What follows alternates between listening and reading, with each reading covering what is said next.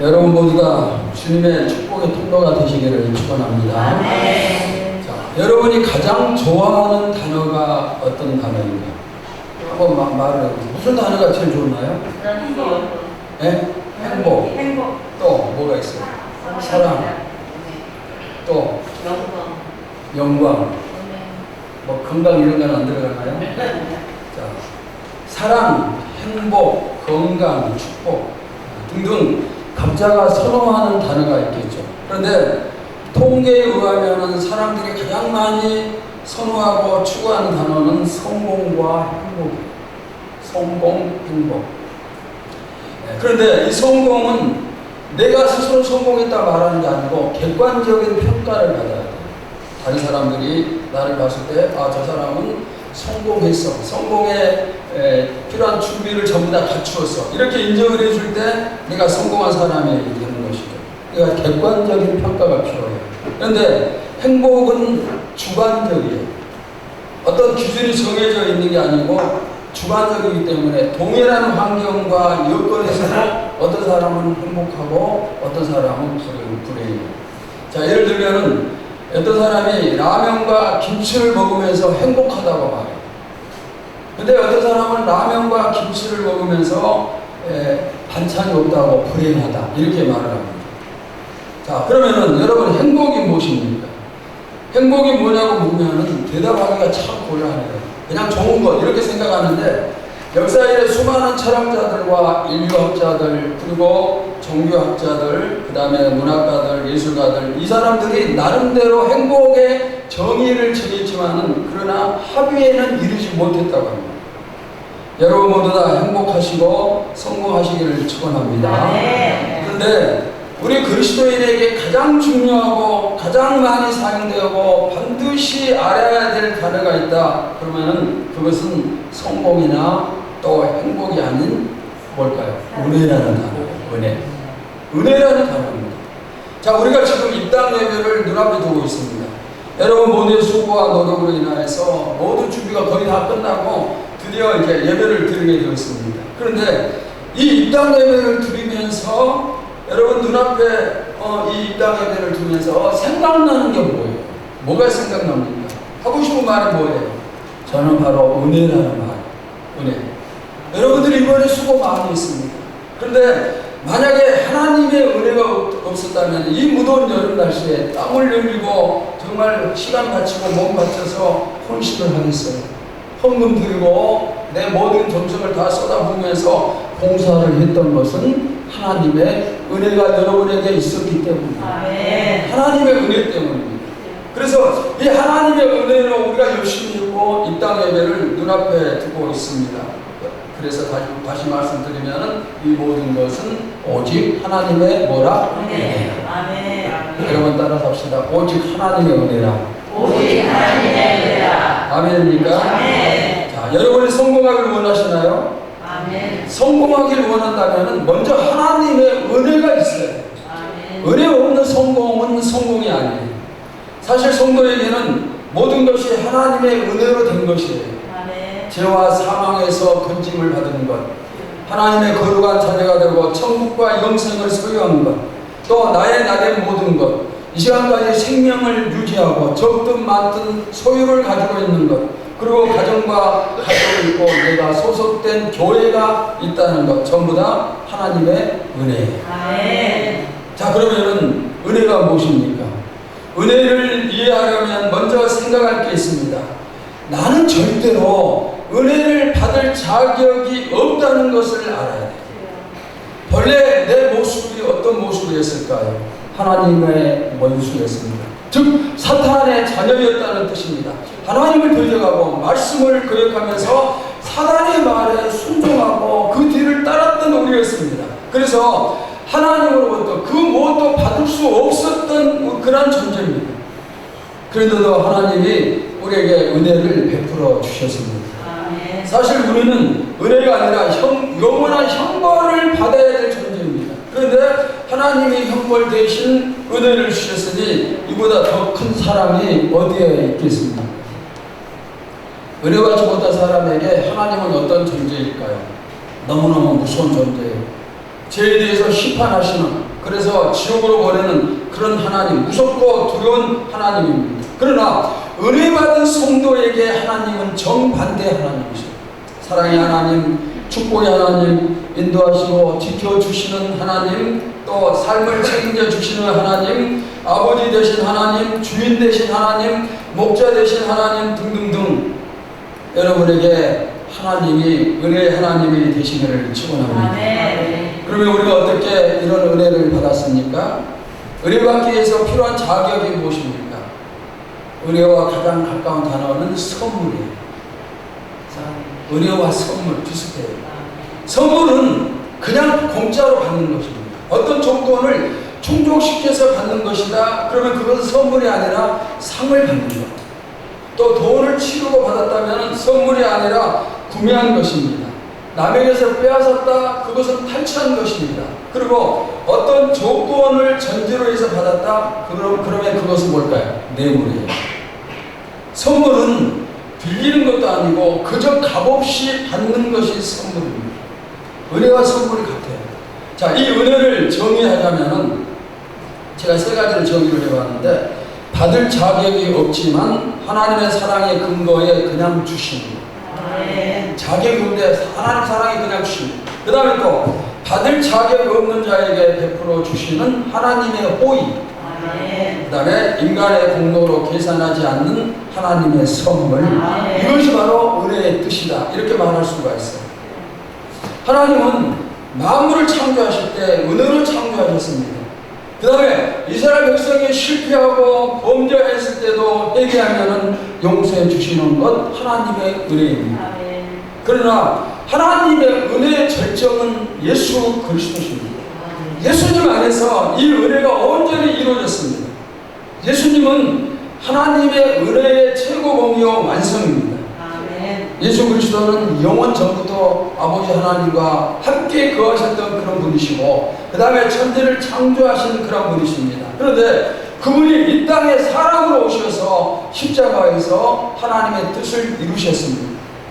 구약 성경 전체는 앞으로 오실 예수님에 대한 예언의 말씀, 또 신약 성경은 오신 예수님과 예수님의 활동에 대한 말씀이 바로 기록이 되어 있습니다. 성경은 예수 그리스도의 오심에 대해서 어떻게 기록을 합니까? 빌보서 2장 6절에서 8절입니다. 같이 봅시다. 시작. 그런 분은 하나님의 본체시나 하나님과 동등됨을 취할 것으로 여기지 아니하시고 오히려 자기를 비워 종의 형체를 가지사 사람들과 같이 계셨고 사람의 모양으로 나타나사 자기를 낮추시고 죽기까지 복종하셨으니 곧 십자가에 죽으십니다. 자, 하나님과 동등하시고 또 하나님의 하나뿐인 아들이신 예수님이 이 땅에 오신 것은 죄와 허물로 죽었던 우리를 구원하기 위해, 우리를 구원하기 위해서, 또 우리를 사탄의 자녀에서 하나님의 자녀로 만들기 위해서 오셨습니다. 우리는 예수님이 십자가에서 내 죄를 짊어지고 대신 죽어주심으로 말미암아서 구원을 받았어요. 저도 여러분도 그래서 구원을 받았습니다. 자, 그런데 우리가 이렇게 구원받은 것, 이것이 뭘까요? 에베소 2장 8절을 봅시다. 시작. 너희는 그 은혜에 의하여 믿음으로 말미암아 구원을 받았으니 이것은 너희에게서 난 것이 아니요 하나님의 선물이다. 자, 우리가 구원을 받았습니다. 내가 어떤 공적을 행하고 선을 쌓고 그 다음에 좋은 사람이 되었기 때문에 구원받은 것이 아니고, 방금 말씀에 뭐라고요? 은혜에 의하여서. 은혜에 의하여서. 하나님의 은혜로 우리가 구원을 받았어요. 우리가 구원을 얘기할 때 가끔 착각하는 게 있어요. 자, 구원은 어떻게 받습니까? 예수 그리스도를 믿음으로 구원을 받습니다. 누구든지 믿으면 전부 다 구원이에요. 그러면은 나를 믿게 해주신 분이 누구일까요? 내가 스스로 믿었을까요? 아니면 누군가가 나를 믿게 해주었을까요? 내가 깨달아서 믿었습니까? 아니에요. 나를 믿도록 만들어 주신 것까지도 하나님이 베푸신 은혜예요. 아멘. 예수님이 나를 위해서 십자가에서 죽으셨다. 여러분, 이 사실을 어떻게 믿겠어요? 그분은 지금부터 2000년 전의 사람입니다. 그리고 그분이 나와 무슨 상관이 있다고 해서 내 죄를 짊어지고 나를 대신해서 죽어줍니까? 이게 믿어지는 말이 아니에요. 천국과 지옥이 있다는 거 어떻게 믿을 수가 있습니까? 못 믿어요. 그런데 이런 사실을 믿을 수 있는 마음을 하나님이 주셨어요. 아멘. 하나님이 주셨기 때문에 내가 예수님을 믿고 천국을 믿고 그렇게 되는 거예요. 내가 죄인임을 하나님이 깨닫게 해주셨고 회개의 마음도 하나님이 주셨습니다. 즉 구원을 위해서 하나님께서 모든 것을 다 하셨어요. 내가 한 것은 아무것도 없어요. 구원받은 것 그러니까 이것도 오직 하나님의 뭐예요? 은혜. 아멘. 바꿔 말하면은 구원을 위해서 내가 한 것은 아무것도 없고 오로지 하나님의 은혜에 의해서 나는 구원을 받았다. 이런 사실이에요. 아멘. 그러니 하나님의 은혜가 얼마나 큰 것입니까? 구원에 대해서 몇 가지를 정리를 해보겠습니다. 첫째, 창세 전에 하나님이 우리를 구원하시기로 작정하셨습니다. 아멘. 자, 에베소 1장 4절을 보실까요? 시작. 곧 창세 전에 그 시간에서 우리를 택하사 우리로 사랑 안에서 그 앞에 거룩하고 흠이 없게 하시려고. 자, 창세 전에 이 말은 천지를 창조하시기 이전에 그 뜻이에요. 그런데 이때 창조하시기 이전에 하나님이 나를 구원하시기로 택해 주셨어요. 아멘. 여러분, 이것은 내 의지요, 내 생각과 관계가 없어요. 왜냐하면 나는 그때 태어나지도 않았기 때문인데 하나님이 세상을 창조하시기 전에 미리서 저도 여러분도 내가 너를 구원하겠다 예정을 해 놓으셨어요. 이것이 바로 하나님의 은혜입니다. 아멘. 여러분은 하나님의 은혜를 받은 사람들입니다. 아멘. 만약 하나님이 나를 택하지 않으셨다면 지금 내가 이 자리에 예배를 드리겠어요? 이 자리에 있겠습니까? 우리 모두 다 오직 하나님의 은혜임을 잊지 마시기를 축원합니다. 아멘. 자, 두 번째는 하나님께서 우리의 구원을 위해서 예수 그리스도를 보내시기로 작정을 하셨어요. 자, 창세기 3장 15절을 봅시다. 시작. 내가 너로 여자와 원수가 되게 하고 내 후손도 여자의 후손과 원수가 되게 하리니 여자의 후손은 내 머리를 상하게 할 것이요 너는 그의 발꿈치를 상하게 할 것이니라 하시고. 자, 에덴 동산에 아담과 하와가 창조가 되어졌는데 하나님이 선악과 먹지 말라 명하셨지만 선악과를 먹고 죄를 범했어요. 이제 멸망밖에 없어요. 그때 하나님이 하신 말씀이 방금 이 말씀이에요. 하나뿐인 아들을 이 땅에 보내셔서 인류를 구원시키겠다는 계획을 하나님이 세우셨습니다.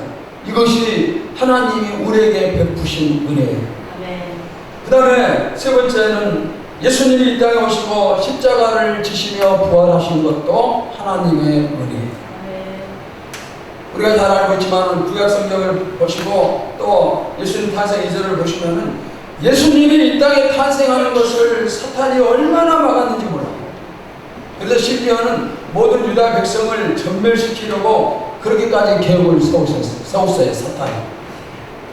그런데 하나님은 이 사탄의 방해를 물리치시고 아들을 이 땅에 보내셨습니다. 그리고 십자가에서 우리의 죄를 짊어지고 죽게 하셨고 또 부활시키셨습니다. 그래서 우리에게 구원의 길을 열어주셨습니다. 이 모든 것이 오직 하나님의 뭐예요? 은혜 때문에. 하나님의 은혜입니다. 자, 다시 말씀을 드립니다. 구원을 위해서 내가 한 것은 아무것도 없습니다. 모든 일을 오직 다 하나님이 해주셨고 이것이 감당할 수 없는 은혜라는 사실입니다. 아멘. 만약 하나님의 은혜가 없었다면 지금 우리는 구원받은 자가 아니에요. 지금도 열심히 사탄을 따라다니면서 저주의 길을 가다가 영원한 지옥 형벌을 받게 되겠죠. 하나님의 은혜에 대해서 누구보다 잘 알았던 사람이 바울이에요. 은혜에 대한 바울의 가르침은 아주 깊은 가르침인데, 자, 그의 고백을 고린도전서 15장 10절에서 한번 봅시다. 시작. 그러나 내가 나 된 것은 하나님의 은혜로 된 것이니 내게 주신 그의 은혜가 헛되지 아니하여 내가 모든 사도보다 더 많이 수고했으나 내가 한 것이 아니요 오직 나와 함께 하신 하나님의 은혜라. 자, 바울이 현재 갖추고 있는 모든 것이 전부 다 하나님의 은혜라고 고백을 합니다.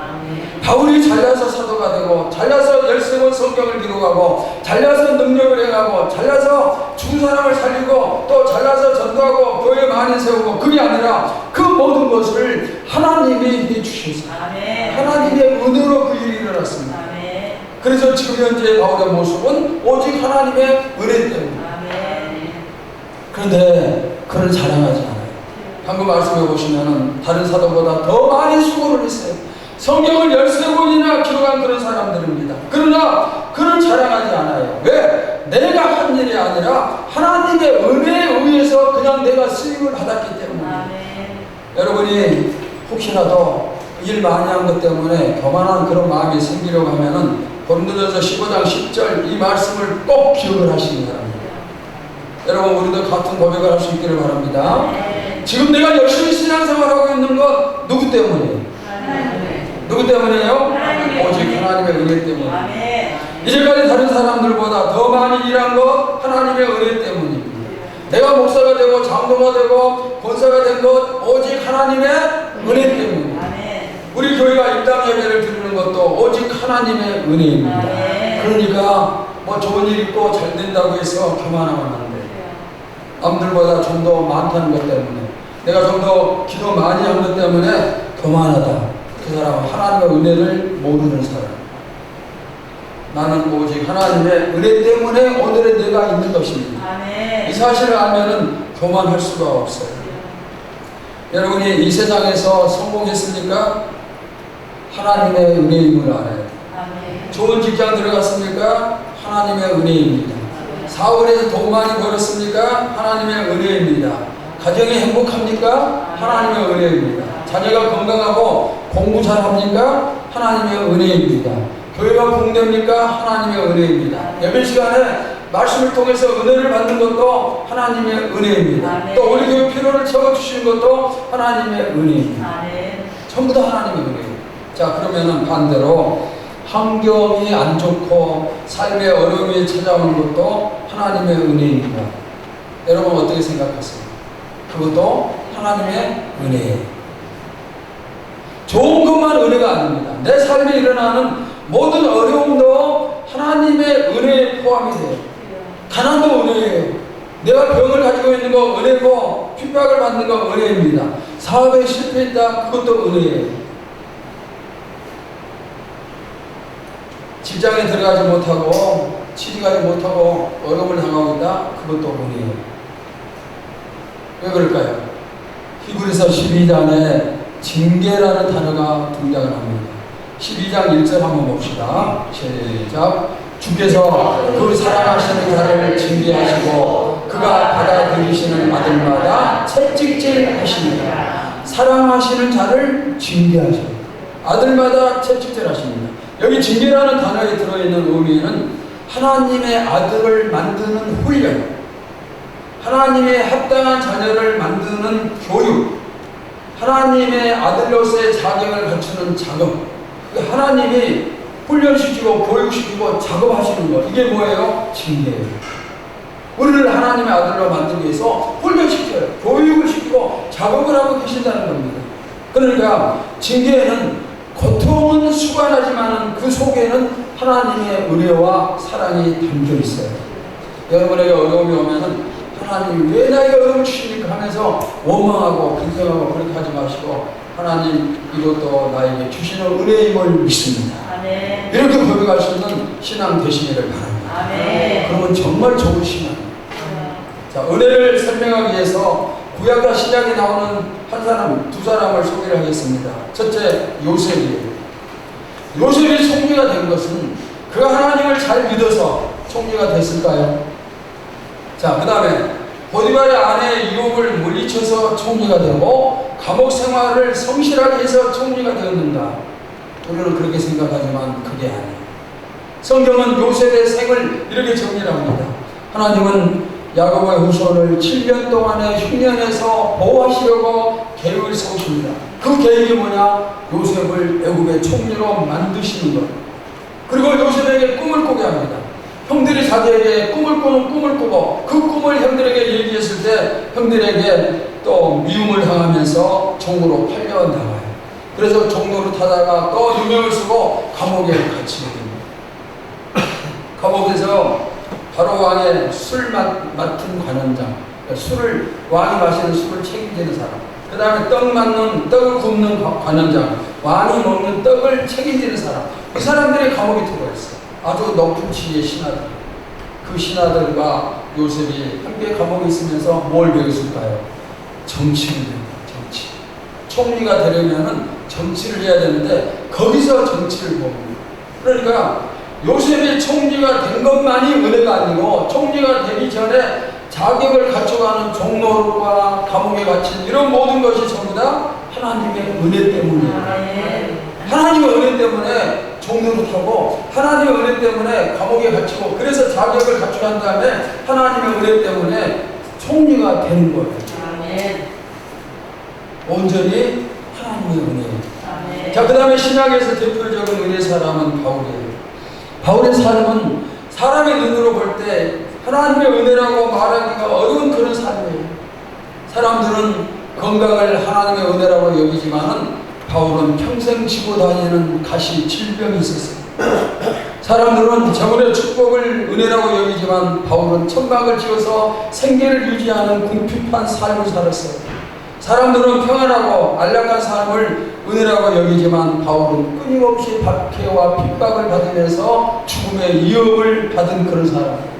사람들은 가정을 이루는 것이 하나님의 은혜라 여기지만 바울은 결혼하지 않아서 아내가 없었고 자식도 없었어요. 그러니까 우리 사람의 인간의 상식으로 보면은 바울은 절대로 은혜 받은 사람이 아니에요. 그러나 우리 가운데 누가 예수 믿는 사람 가운데 누가 바울이 은혜를 체험하지 못했고 복도 받지 못했다 이렇게 말하는 사람 누가 있어요? 예수 믿는 모든 사람들이 오히려 바울처럼 되고 싶어 하는 거죠. 바울은 하나님의 은혜가 충만한 사람이었어요. 오늘 보면은 바울이 체험한 은혜에 대해서 말씀을 하는데 육체의 가시 사탄의 사자가 떠나가도록 그가 3번이나 기도했지만은 낫지 않았어요. 바울이 기도하니까 죽은 사람이 살아나고 수많은 병든 사람들이 치료가 됐는데 본인의 병을 위해서는 3번이나 기도해도 낫지가 않아요. 그런데 그렇게 낫지 않은 그것이 하나님의 은혜임을 알고 그래서 자랑하고 기뻐한다 이렇게 고백을 했어요. 바울이 체험한 은혜는 다음과 같습니다. 4가지 말씀드릴게요. 첫째는 하나님의 음성을 듣고 깨닫는 은혜를 체험했어요. 바울이 자기 몸에 있는 병, 가시 때문에 3번이나 하나님께 기도합니다. 그런데 하나님이 그 바울의 기도에 어떻게 응답을 하시는가? 고린도후서 12장 9절을 보세요. 시작. 나에게 이르시기를 내 은혜가 내게 족하도다. 이는 내 능력이 약한 데서 온전하여 지니라 하신지라. 바울아, 너는 네가 몸에 병을 가지고 있는 것이 너에게 은혜다. 하나님이 이 말씀을 들려주심으로 말미암아서 바울은 치료되지는 않았지만은 병 때문에 고민하는 그 문제가 해결되어지고 병 때문에 감사할 수 있게 됐습니다. 여러분, 하나님의 말씀이 들려지면 문제가 해결이 됩니다. 열린 귀와 마음을 가지고 하나님의 음성을 들을 수 있다면 우리가 고민하는 많은 문제들이 해결받을 수가 있어요. 그러므로 우리의 문제는 나쁜 환경에 있는 게 아니라 하나님의 음성을 듣지 못하는 데 있어요. 영적인 길을 열어서 늘 음성을 들을 수 있기를 바랍니다. 오늘도 이 시간 말씀을 통해서 여러분들이 듣는 귀, 또 마음에 심는 그런 좋은 옥토가 되시기를 주의 이름으로 축원합니다.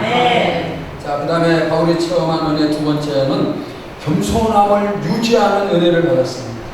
고린도후서 12장 7절을 봅시다. 시작. 여러 계시를 받은 것이 지극히 크므로 너무 자만하지 않게 하시려고 내 육체에 가시 곧 사탄의 사자를 주셨으니 이는 나를 차서 너무 자만하지 않게 하려 하십니다. 자, 바울이 세상적으로 어떤 사람이었는가? 그는 히브리인 중에 히브리인. 이건 무슨 말이냐면은 정통 이스라엘 사람이에요. 언제나 순수한 이스라엘 사람입니다. 그 다음에 태어나면서부터 로마의 시민권을 가지고 태어난 사람이에요. 또 당시의 최고 율법학자인 가말리알의 문화생으로 철저히 율법을 공부를 했습니다. 어느 학자가 기록한 책을 보니까 가말리엘 문화상으로 바울이 어떤 사람이었는가? 오늘날 얘기하면 서울대학교 수석으로 들어간 사람과 같다. 그런 표현을 했어요. 그 다음에 바울은 능력도 많아서 병든 자를 고치고 귀신을 쫓아내고 그리고 죽은 자를 살리고 많은 교회를 세우고 무려 13권, 신약성경 13권을 기록을 했어요. 그러므로 인간 바울은 교만해질 가능성이 너무너무 많은 그런 사람입니다. 이렇게 어마어마한 사람이기 때문에 왜 교만해지지 않겠어요? 그리고 주변에서 막 교만을 붙이게 했죠.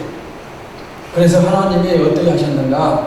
바울을 겸손하도록 하시기 위해서 가시를 허락하셨어요. 병을 주시고 치료해 주시지 않는 거예요. 바울이 교만한 마음이 생길 때마다 교만하려고 할 때마다 어떤 생각이 들까요? 그래, 나는 내 병도 고치지 못하는 사람인데 내가 어떻게 교만하겠느냐? 그리고 겸손해지겠죠. 그런 목적으로 하나님이 바울의 병을 고치지 않으신 겁니다. 바울 같은 사람도 스스로 겸손할 수 있는 능력이 없다는 것을 말해줘요. 그렇다면 우리 역시 스스로 겸손할 만한 능력이 전혀 없는 그런 사람이에요. 하나님의 겸손하게 하시는 은혜가 임해야 됩니다. 그러므로 혹시 여러분이 사회의 실패를 통해서 엄청난 고통을 체험을 하고 그것으로 겸손했다면 그것은 뭐예요? 하나님이 주시는 은혜예요. 나에게 어떤 어려움이 와서 그것 때문에 내가 고통당하면서 하나님께 무릎 꿇고 있다? 그러면은 그것도 하나님이 주시는 은혜예요. 그러니까 여러분들이 어려움이 올 때 따지고 불평하고 원망하고 그렇게 하지 마시고 무릎을 꿇고 겸손한 사실을 유지하세요. 하나님, 나 교만하지 않도록 겸손 주셔서 감사합니다. 그럴 때 문제가 해결되어짐을 믿습니다.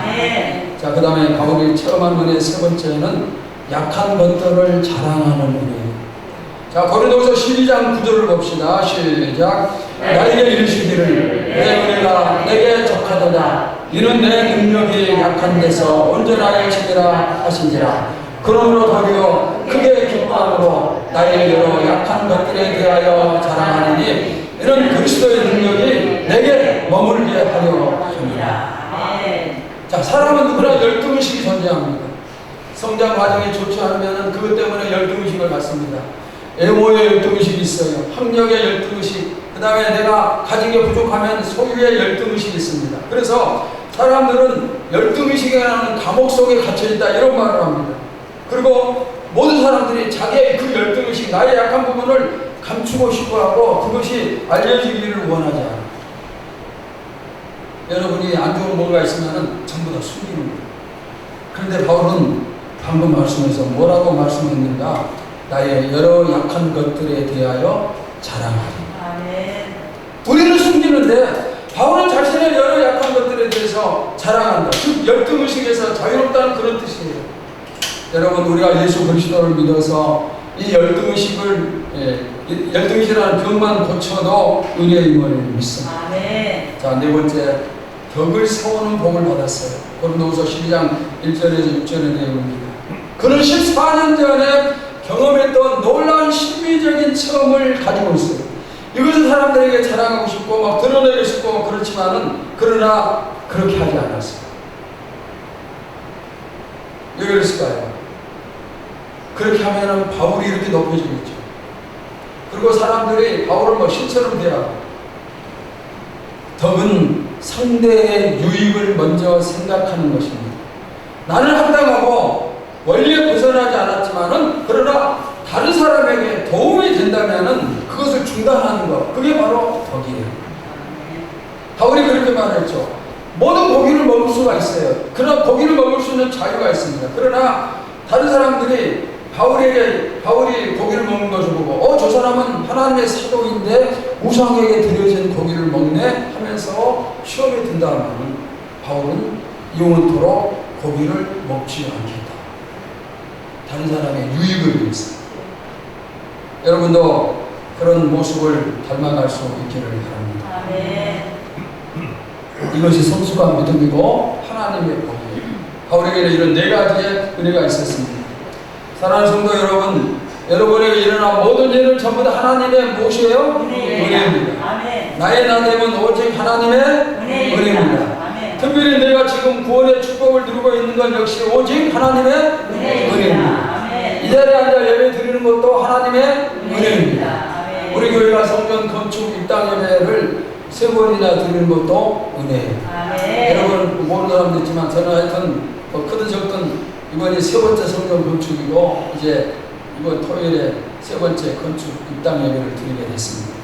평생 신앙생활 하면서 한 번도 건축 입당 예배를 들어본 적이 없는 사람들이 수두룩한데 우리는 3번이나 건축에서 드리니 얼마나 엄청난 은혜입니다.